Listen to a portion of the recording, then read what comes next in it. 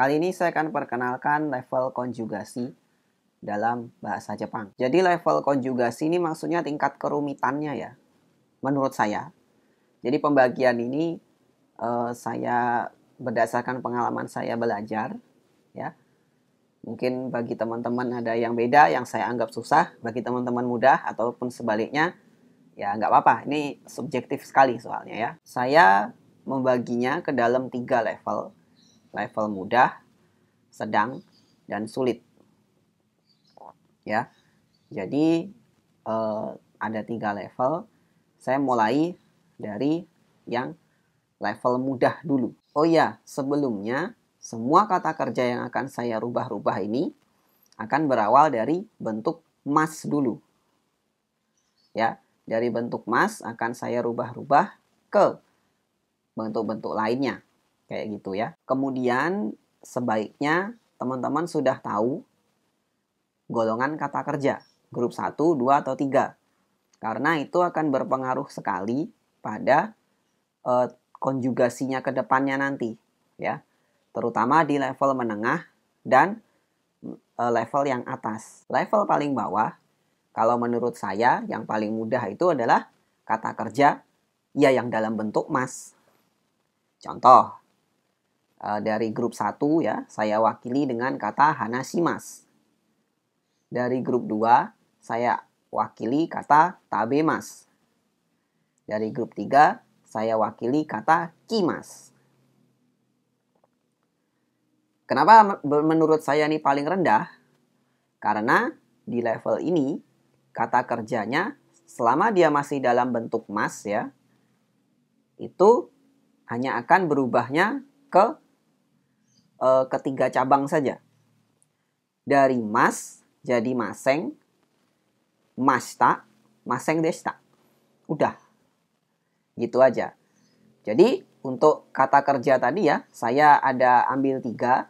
Hanashimasu, tabemas, dan kimas. Itu kalau diubah-ubah berdasarkan bentuk mas saja, karena kita bicara yang level rendah ya, maka ini hasilnya. Dia hanya berubah ke bentuk 1, 2, 3, 4 ini aja ya. Bisa dilihat di layarnya ya. Jadi hanya 4 itu saja berubahnya. Dan ini kaitannya hanya mengenai negatif dan lampau saja. Mengenai positif atau negatif, kemudian mengenai lampau atau tidak lampau. Gitu doang. Jadi kalau ditelaah satu-satu ya, hanashimasu, hanashimaseng berarti itu versi negatifnya. Hanashimashita itu versi positif tapi lampau. Kemudian hanashimaseng deshita itu negatif tapi lampau. Ya sudah gitu aja. Itu diaplikasikan juga ke kata kerja yang lain ya. Di sini saya ambil contoh kan hanashimasu, tabemas, dan kimas. Nah itu kalau mau diubah-ubah masnya saja, karena kita masih bicara level dasar ya, maka ya cuma itu saja perubahannya. Belum ke yang lain-lain. Nah itu ya untuk level dasar atau kata kerja dalam bentuk mas. Gitu. Level berikutnya itu level menengah. Berarti kata kerja ini cakupan perubahannya akan lebih banyak. Paling tidak saya bagi ke 4 kategori ya. Di level menengah itu bagi saya ada bentuk T, bentuk kamus, bentuk nai, dan bentuk ta. Nah, di sini kata kerjanya masih sama saya pilih ya. Hanashimasu dari grup 1, tabemas dari grup 2, dan kimas dari grup 3. Nah, bentuk T, bentuk nai, bentuk kamus, bentuk ta, itu tidak punya arti sendiri. Tapi bisa juga punya arti sendiri dalam kondisi tertentu. Ya, jadi kalau satu kata kerja dirubah ke bentuk T, ada kalanya punya arti, ada kalanya tidak. Kemudian, kenapa kata kerja harus dirubah ke bentuk-bentuk ini? Karena di level ini, bentuk sebuah kata kerja itu mulai menjadi syarat untuk dipasangkan dengan pola-pola kalimat tertentu agar terbentuk sebuah pola kalimat tertentu. Misalnya bentuk T, bisa kita sambung dengan kudasai, temoi desu ka? Ya. Kemudian bentuk nai, bisa pakai hanasanai. Nah, itu kan ada juga pola kalimat yang mengharuskan pakai bentuk nai. Hanasanakereba narimasen gitu misalnya. Hanasanaku temoi desu. Hanasanaide kudasai gitu misalnya. Paling tidak 3 itu ya di level dasar. Bentuk ta juga begitu. Ya, bentuk ta itu jadi syarat untuk pola kalimat misalnya ta kotoga arimasu. Tari, tari, tari gitu bisa juga ya. Untuk nyambung-nyambung. Kemudian bentuk kamus. Bentuk kamus itu jadi hanasu kotoga dekimasu misalnya gitu ya. Pola yang dipakai untuk nyambung itu misalnya pola hanasu kotoga dekimasu gitu ya. Kotoga dekimasu gitu ya untuk mengungkapkan bisa. Jadi kalau saya bikin ini ya kayak sederhananya gini. Dari 3 kata yang saya pilih, hanashimasu, tabemas, dan kimasu itu mewakili masing-masing satu grup ya. Grup 1, 2, 3. Nah, hanashimasu itu grup 1, maka kalau dia dibentuk T, dia jadi hanashite. Kalau dibentuk nai, jadi hanasanai. Kalau dibentuk kamus, hanasu. Kalau dibikin bentuk ta, hanashita. Ya udah. Itu baru bisa disambung-sambung dia dengan pola-pola kalimat yang tadi. Kemudian dari grup 2 diwakili kata tabemas. Jadi bentuk T dulu, tabe T. Bentuk nai, tabe nai. Bentuk ta, tabe ta. Bentuk kamus, taberu. Nah, baru ini bisa disambung dengan pola-pola kalimat yang lain tadi. Nah, yang 3 itu ada kata kimas. Ini yang paling lain ya. Jadi tolong perhatikan, ketika dia dibentuk T, dia bacanya jadi kite. Kimas dengan arti datang. Jangan kimas yang lain ya. Kimas dengan arti datang, jadi bentuk T-nya kite. Kemudian bentuk nai, jadi konai dia. Konai. Bentuk kamus berubah lagi jadi kuru. Ku. Kuru, konai, kite, dan terakhir bentuk ta, jadinya kita. Nah, tadi saya sempat singgung, kata-kata kerja yang dibentuk seperti ini ada kalanya ketika berdiri sendiri punya arti dan ada kalanya pula tidak punya arti. Dia baru punya arti itu ketika kita ngobrolnya dalam nuansa yang casual. Ya, nuansa yang sama teman lah. Baru bentuk-bentuk T, bentuk nai, bentuk kamus, dan bentuk ta itu punya arti sendiri yang lebih spesifik. Kalau kita masih bicara dalam bentuk mas gitu misalnya, ini tidak punya arti sendiri. Karena kita harus gabungkan dia, karena dia menjadi syarat ya untuk sebuah pembentukan pola kalimat tertentu. Nah, itu yang yang level 2 ya, yang level menengah menurut saya. Kemudian kita masuk ke level yang 3, yaitu konjugasi yang levelnya lanjutan. Di sini lebih rumit lagi ya. Kata-katanya sudah punya arti sendiri.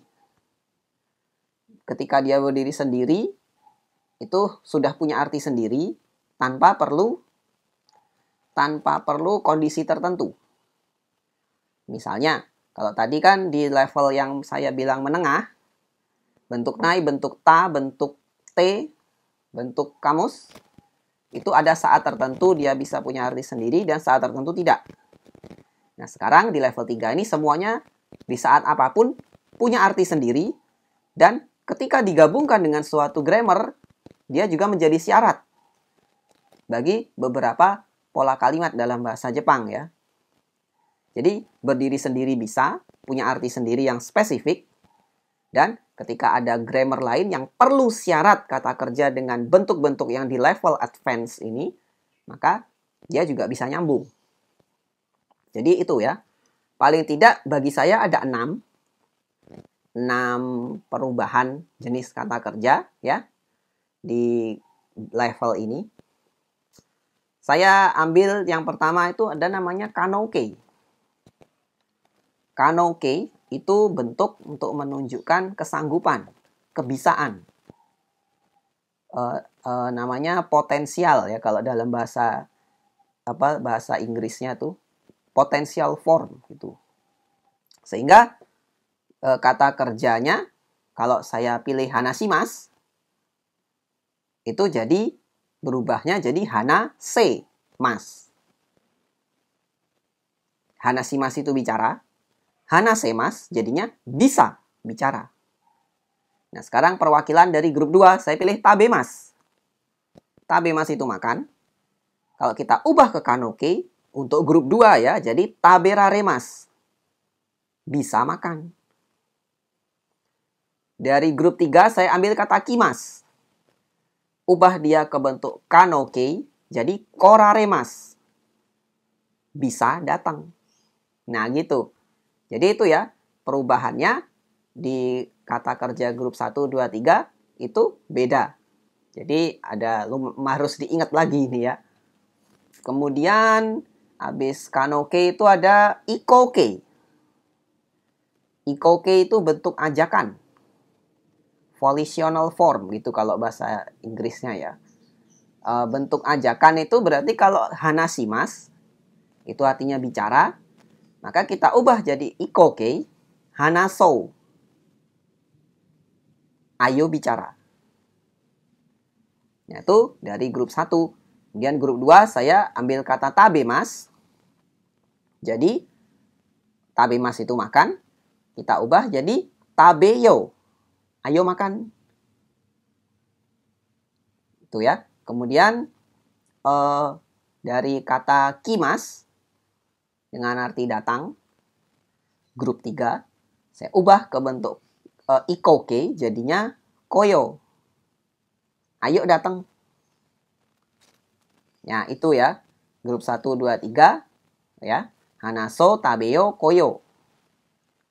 Di situ apa ya? Oh iya.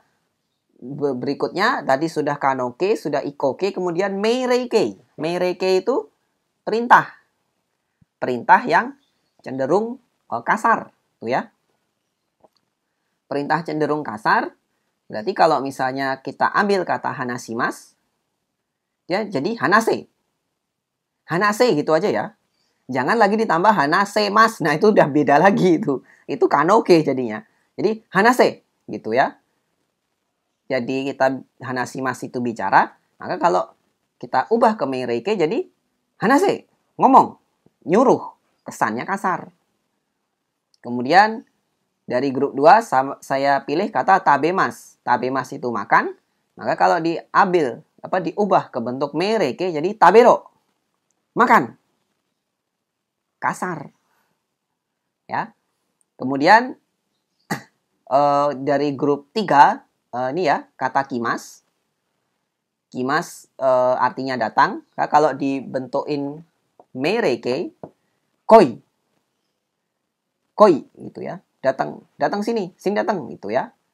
Ini mungkin kalau dalam film kartun, film anime sering ya dengan kata kimasu dalam bentuk meireke, jadi koi gitu. Ya saya kalau nantangin bertarung tuh gitu ya.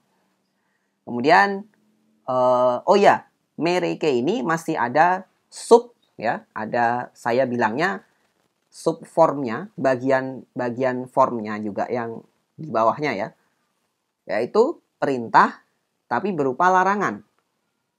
Perintah tapi larangan. Ya kalau ngelarang, larang aja gitu ya. Maksudnya larangan dalam bentuk kasar.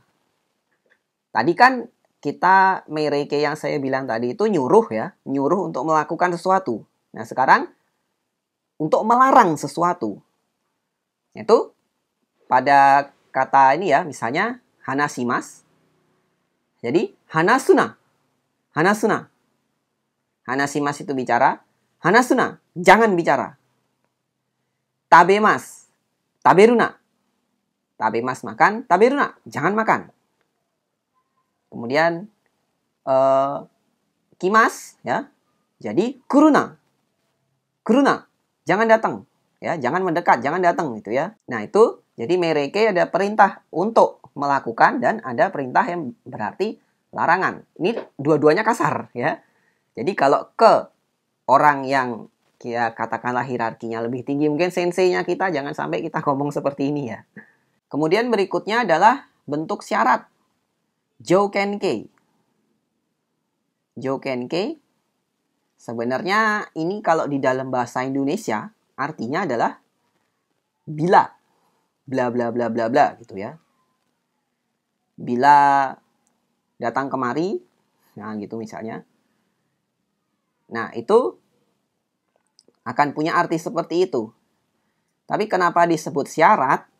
Karena kata bentuk-bentuk seperti ini ya, memang dalam satu kalimat akan membuat kata kerjanya itu kayak menjadi harus terpenuhi dulu, baru bisa melangkah ke yang lainnya.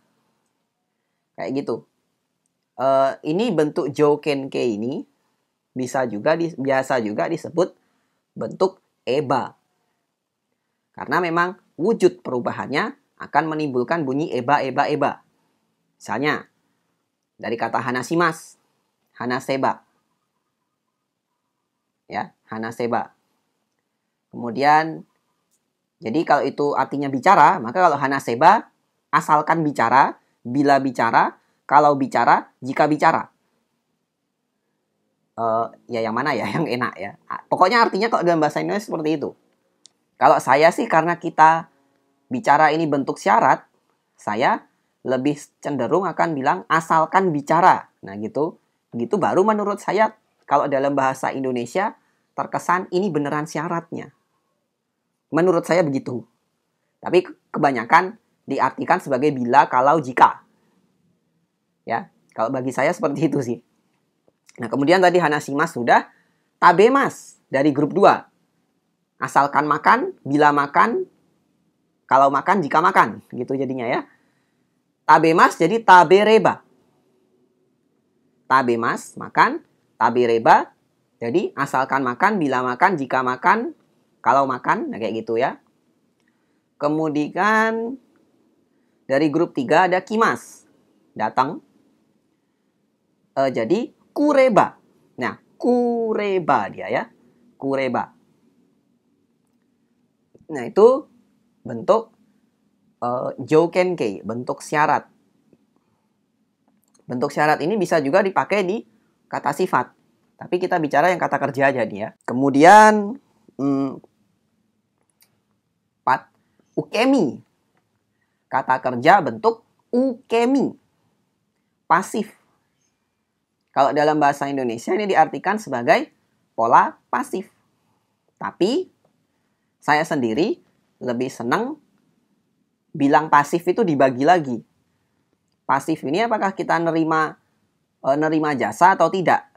Nah, kalau ukemi yang kita bicarakan ini adalah pasif dalam artian kita tidak nerima jasa. Ya, berarti untuk kata kerjanya kalau contoh ya, nah sekarang agak beda. Grup 1 saya akan ambil kata nusumimas sebagai contoh. Nusumimas itu artinya mencuri. Kalau kita ubah ke bentuk ukemi, maka jadi nusumaremas. Dicuri. Nggak nerima jasa dong. Ya kali dicuri bilang makasih ya udah nyuri. Kan nggak gitu ya. Kemudian itu nusumimas grup 1 ya. Jadi nusumaremas. Mencuri jadi dicuri. Nah, berikutnya adalah grup 2. Tabemas masih ya. Taberaremas. Tabemas makan. Taberaremas dimakan. Mungkin kalau teman-teman teliti lihat di bagian kanoke awal tadi, bentuk kanoke dan bentuk ukemi pada kata kerja grup 2 itu memang sama persis. Jadi ini bisa berarti taberaremas itu bisa makan dan dimakan. Gimana cara bedainnya? Itu nanti ada ya. Paling tidak dari partikel atau kalimat utuhnya baru bisa ketahuan. Kalau cuma taberaremas gitu aja masih agak rancu ya. Jadi itu tabemas, taberaremas, makan, tabedaremasnya dimakan. Ini kita bicara ukemi ya. Nah, kemudian yang grup 3 kita pakai kata shimas. Bukan pakai kimas lagi ya. Kalau tadi kan dari tadi kimas terus grup 3-nya. Nah, sekarang pakai shimas. Shimas dalam bentuk ukemi menjadi saremas. Misalnya kata yo ishimas gitu ya. Yo ishimas itu siap ya, bersiap gitu. Yo isaremas. Jadi dipersiapkan. Kayak gitu. Yo i ya. Kemudian ukemi sudah ya. Ukemi sudah. Terakhir adalah shieki. Shieki itu kata kerja bentuk kausatif. Kausatif itu berarti kita akan menyebabkan. Kan kaus ya. Kaus kalau dalam bahasa Inggris kan menyebabkan. Kayak gitu. Maksudnya gini. Kata kerja yang diubah ke bentuk kausatif itu akan membuat dia jadi tereksekusi, terlaksana. Ya, maksudnya gini. Hana, kalau kita pakai kata hana shimas lagi. Untuk grup 1 itu hana shimas bicara, hana sasemas. Itu bentuk shieki-nya. Jadi membuat bicara, menyebabkan bicara, menyuruh bicara, membiarkan bicara. Jadi shieki itu secara arti bisa 4 ini. Bisa 4 arti ini, ya. Dan ini bisa nyambung. Misalnya kalau dalam tadi hana shimas jadi hana sasemas. Misalnya saya bikin kalimat dalam bahasa Indonesia, saya membuatnya bicara tentang kejadian kemarin, gitu. Membuat bicara. Membuat bicara, menyebabkan bicara, menyuruh bicara, membiarkan bicara, sama kan? Ya intinya pokoknya ngomong deh. Jadi kalau kita ubah, misalnya itu kalimat, jadinya kino no koto, kino no dekigoto, hana sasemas. Ya, saya membuat dia bicara mengenai kejadian kemarin, gitu. Jadi, kata kerja bicara itu akan di-trigger oleh pola shieki ini agar terlaksana itu ngomongnya, gitu. Shieki itu seperti itu. Ya. Nah, biasanya sih diartikan cuma nyuruh gitu aja, tapi kalau saya lebih senang mengartikannya tuh ada 4 ini ya. Ada 4 arti ini, mana yang lebih cocok dalam kalimat, ya masukin itu. Kayak gitu. Nah, itu grup 1 ya, hana shimas, jadi hana sasemas. Kalau grup 2, tabemas, tabe sasemas, tabemas makan, maka tabe sasemas, 1, membuat makan, bisa. Menyebabkan makan, bisa. Nyuruh makan, bisa. Membiarkan makan, bisa. Gitu ya. Kemudian kata kimas dengan arti datang tuh bisa dibuat jadi kosa semas. Ko lagi pakainya. Kosa semas. Membuat datang, menyebabkan datang, nyuruh datang, membiarkan datang. Yang mana yang paling cocok gitu ya. Nah, tergantung nanti kalimat utuhnya gimana. Gitu. Ya. Jadi dalam level yang atas menurut saya ada 6. Ada meirei-kei, kanoke, ikoke, meirei-kei, jouken-kei, ukemi, shieki. Nah, sebenarnya masih ada lagi level yang lebih atas lagi, di mana 6 pola ini bisa bergabung. Beberapa. Ya, beberapa dari 6 pola ini ada yang bisa bergabung. Tapi itu levelnya udah lumayan tinggi ya. Nah, itu untuk video kali ini. Semoga bermanfaat. Silakan subscribe buat yang belum. Mohon maaf kalau penjelasannya berbelit-belit ya. Kita ketemu lagi di video berikutnya.